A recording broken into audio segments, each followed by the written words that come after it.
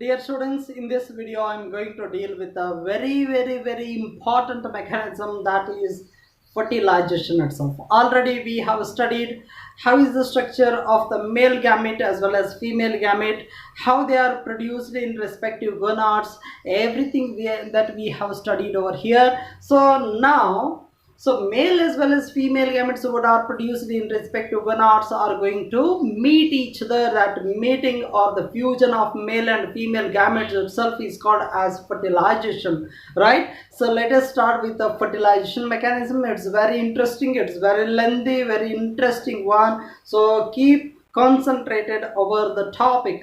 So it's very important topic, but it is not so much explained very vastly in NCERT, but it is very vast mechanism, a very great mechanism, very so complex mechanism it is, I can say, right? So let us start with the mechanism of fertilization. Now what do you mean by fertilization? That is nothing but the fusion of, it's a mechanism of fusion of male gamete, haploid male gamete, and haploid female gamete to form diploid zygote is called as what? Fertilization. Let us write the definition first. So fertilization,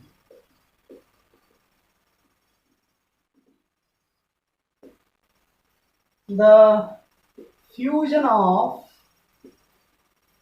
haploid male and haploid female gamete, haploid male and haploid female gamete to form diploid zygote is called as fertilization. Fertilization. This is more important aspect to be remembered over here, right? So now we came to know what you mean by fertilization. Where does it occur is the major aspect where what we should remember always. Okay, so that's why I shall draw here a small diagram so as to convince you people the same mechanism, right? So this is female reproductive system that you are seeing now. Okay, so this is female reproductive system you are seeing now. This is ovary what I am drawing here. This is also another ovary what I am drawing over here. So here is matured follicle, that is Graafian follicle, and remember this is nothing but so what it is.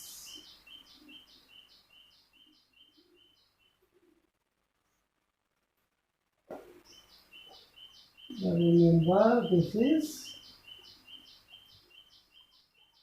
cervix as well as vagina. All these are the parts I have labeled. So already in the previous classes, no more explanation is needed regarding this one, I hope so. And the fertilization mechanism that we are learning now, see here. So this is the matured follicle is called as Graafian follicle, is present inside the ovary, and due to the movement of these finger like projections called as fimbrae, these fimbrae they start to move over the ovary, and it ruptures the ovarian wall as well as the follicular wall itself. Follicle also, when it ruptures the follicle, that is Graafian follicle, there the secondary oocyte that is received inside what? It is received inside the fallopian tube. It is received inside the fallopian tube, and this secondary oocyte that starts its journey across the length of this fallopian tube. But where actually the fertilization take place? Suppose when this ovulation that take place, the process of release of the egg cell or the secondary oocyte into the fallopian tube from the ovary that takes place. So simultaneously, if there is any copulation or coitus or sexual intercourse that take place between the male as well as female, so that what happens, the deposition of what take place, the sperms that take place over here. Okay, these sperms, they start to move towards the egg cell continuously, right? And they fertilize the egg cell. Where do they come across this egg cell or the secondary oocyte? That you must understand it. So they are meeting each other at the junction between, this is called as isthmus, and this is called as ampulla, right? At the junction between isthmus as well as ampulla, so there both the gametes meet each other and they fuse each other, means fertilization take place at the junction between ampulla and isthmus. It is described as ampullary isthmic junction. The site of the fertilization itself is, remember yourself, very important point, the site of fertilization itself is ampullary isthmic junction, it is called as ampullary isthmic junction, it is called as. Come to the next point, very important one. So how the sperms that move itself, how the sperms that start to move, so itself in the female reproductive system, that is also very important one here. So I shall explained already insemination. What do you mean by insemination? The process of deposition of the semen into the reproductive tract of the female. Here it is the copulatory organ of the female, that is vagina. Into the vagina, the insertion of the erectile penis takes place and the coitus occurs. As a result of the coitus, at the end of the coitus, the insemination that occurs over here, the semen is deposited nearby the cervical canal. Cervical canal here, right? See, this is cervical canal nearby the which, so the deposition of the semen takes place, and whenever the deposition of a semen that takes place, it contains near about 300 million number of sperms. Some of the sperms are engulfed by the some of the phagocytic cells present inside the vaginal debris or vaginal epithelium, it is called as, right? Millions of sperms have been engulfed, and so very few number, thousands of the sperms that enter into the uterus, and so thousands of the thousands together, they start to move towards what? The fallopian tubes. The entry of the fallopian tubes that take place by the sperms. So due to the contraction of the uterine muscles or uterus itself, these sperms are pushed towards both the fallopian tubes 50%, and so later they start to move on their own with the help of what? The tail. One thing, and very important term to be remembered here is sperm capacitation. Sperm capacitation. What do you mean by sperm capacity? Right here, whenever the sperms are deposited into the vaginal debris or vagina itself, that moment what happens? Since semen is alkaline in nature, it is neutralizing the acidity present inside the vagina first. And the vaginal tract, whatever the secreted thing is there inside the vaginal tract, so that removes the coating what is present on the sperm. That coating is made up of what? The seminal fluid, right? Seminal plasma, what we can say. It is been removed by the secretion what is present inside the vaginal fluid itself.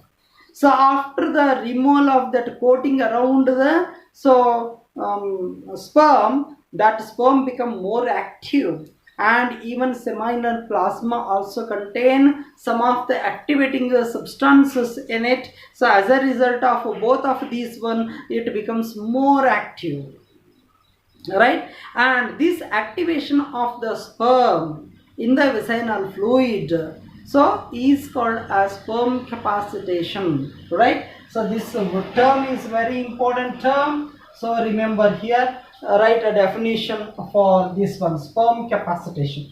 As a result of sperm capacitation, what happens? The sperm start to move very actively towards the both the fallopian tubes. Right? Already I have told you on one side only the maturation of the follicle that has taken place. Now, so how the egg cell that arrives over here? How the sperms arrives, we came to know. How the egg cell that arrives over here is also very important. Simultaneously, what happens? This rupture of the wall of the ovary as well as the follicle take place. Whenever the rupture of the follicle take place, the secondary oocyte that drops inside the fallopian tube and it reaches ampullary isthmic region, right? Junction. When it reaches ampullary isthmic junction, many a number of sperms that may come in contact with themselves if coitus has taken place on the 14th day especially. Why? Because the removal of or the transfer of this egg cell or the secondary oocyte into the fallopian tube itself is called as ovulation. Ovulation usually takes place on the 14th day. Right? So this is also more important aspect to be remembered. Right? So now we came to know how the sperms that arrive over here, how the egg cell that arrives over here, and the sperms come in contact with the egg cell. Millions of sperms that surround the egg cell. Right? So that diagrammatic representation I can show over here. So ampullary isthmic junction I shall show here. So here is the egg cell. To this egg cell, millions of sperms that surround over here. So here some of the reactions that occurs over here. What are those reactions that occurs over here is very important one, right? So what kind of reactions may occur over here? The reactions are, first reaction is acrosomal reaction, and second one is cortical reaction. So these are the two reactions that occurs over here. First reaction is acrosomal reaction. As the name suggests, acrosome, it is the tip portion of the sperm. What it has, everything that you know it better, right? So this tip portion itself is called as acrosome. Acrosome. This initially comes in contact with the egg cell, right? And the reaction that take place between the acrosome as well as the wall of the egg cell, right? So what is the wall of the egg cell that contains? Already you know it better, right? Suppose this is the wall of the egg cell. Okay, egg cell basically is encumbered with what? Plasma membrane. What that one? Next one is the next layer itself is zona pellucida. Okay, so there is a space between that one is perivitline space is there, and this is zona pellucida. This is the next one. So cortical layer that you come across over here. Alright, so all these are the layers that we come across, and initially what happens to the tip portion of the sperm head that reaches initially the, suppose this is the sperm. Okay, so this comes in contact with that one. And this acrosome has different type of enzymes. So that is hydrolytic enzymes I have already mentioned. Hyaluronidase is the name of the first enzyme. Hyaluronidase is the name of the enzyme. So that is released, or this is the major component of what? Acrosome. That acrosome is the largest lysosome, right? And second one is acrosin. Acrosin is there. And third one is very important one, corona penetrating. Corona penetrating enzymes. So like this, there are three kinds of enzymes it releases.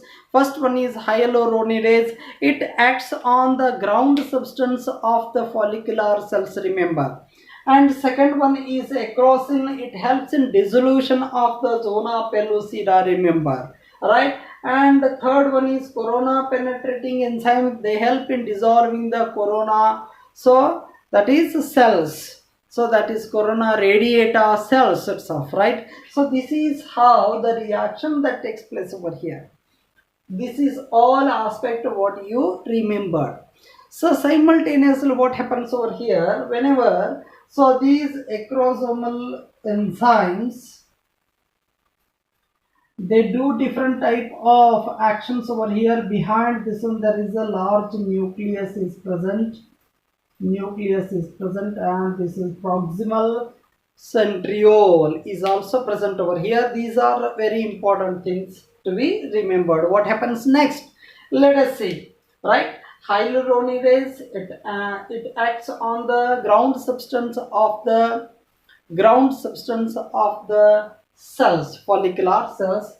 Acrosin, it acts on zona pellucida. It dissolves the zona pellucida. Corona penetrating enzymes, it help in penetration through the corona radiata, right? So this is how this action of all these contents that takes place. Next one. When all these take place, cortical reaction is also playing very important role. What are these cortical reactions? See here, below this plasma membrane, there are some granular substances are there, and those granules are called as cortical granules. Already I have mentioned. And these cortical granules, they fuse with what? So this plasma membrane of the egg cell. When they fuse with the plasma membrane of the egg cell, they release some of the enzymes. And those enzymes harden the zona pellucida at that region. If this is cortical granule, here harden take place, here also hardening of this take place, here also hardening of this zona pellucida take place, like this. So it continues. Now, what happens? This ensures monospermy. What is this monospermy? The question arises. Mono means a single sperm. Means single sperm is able to fertilize this egg, penetrate through the wall of the egg cell. Other do not. One thing, one reason for monospermy, it avoids polyspermy. Right? One thing. And second one is, already in the acrosomal reaction, what happens over here?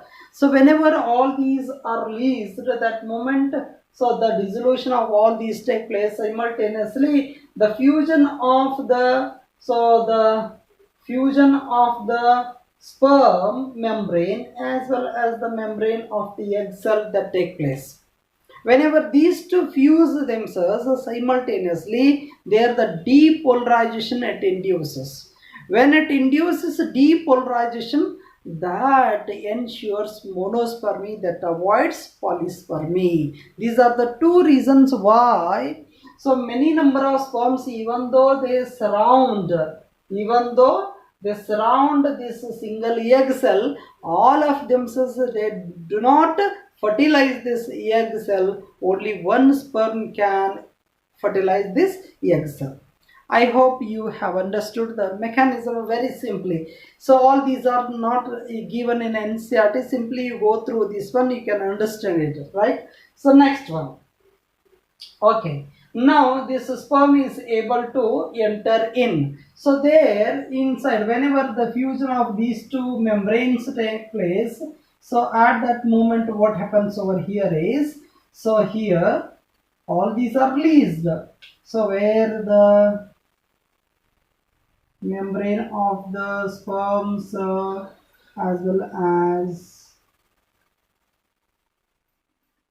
as this plasma membrane of the egg cell that take place. There is a cone-like structure is formed, and this cone-like structure is called as fertilization cone. Fertilization cone.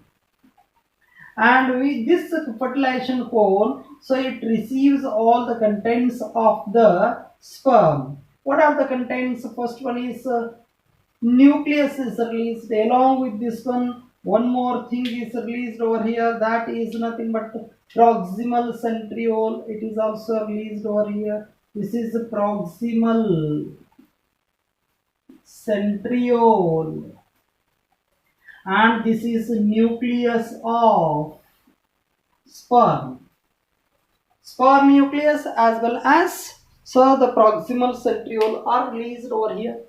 But one more thing you should remember, in the egg cell there is no centriole at all. Remember this point, right? Centriole is absent over here. Now, so the nucleus of the sperm that entered in, and the proximal centriole is also entered in, and the nucleus of this egg cell is also there now. So the nucleus of the egg cell is also there itself. This is the nucleus of the egg cell, which is called as germinal vesicle, right? And this is called as pronucleus of the egg cell, and this is called as pronucleus of the sperm cell. Both of themselves fuse together so as to form the zygote, right? Pronucleus of egg cell as well as pronucleus of the sperm cell, both of themselves fuse together so as to form the zygote. This is how the fusion of male and female gamete that take place. After the fusion of male and female gamete or the nuclei, so the entire egg cell, it is starting its activities very fast enough, means it induces the metabolic rate that increases. It induces the production of the proteins also, right? So this is how the egg cell becomes more active, and it has many number of mitochondria. The duplication of mitochondria that takes place over here in the egg cell, so those mitochondria are not at all received from the sperm, right? No mitochondria is received from the sperm, hence the mitochondrial, so mitochondria which is so received to the baby from the mother only. Hence it is said to be as maternal inheritance. The DNA of the mitochondria is taken or received into the baby's body by the mother side only, by the egg cell only, not by the sperm. Hence this kind of inheritance is said to be as what? It is said to be as maternal inheritance. Remember this point, very important for NEET examination, right? So now we are able to understand how the mechanism of fertilization that take place, right? So you remember all these aspects, and I hope you have understood this mechanism. Thank you very much.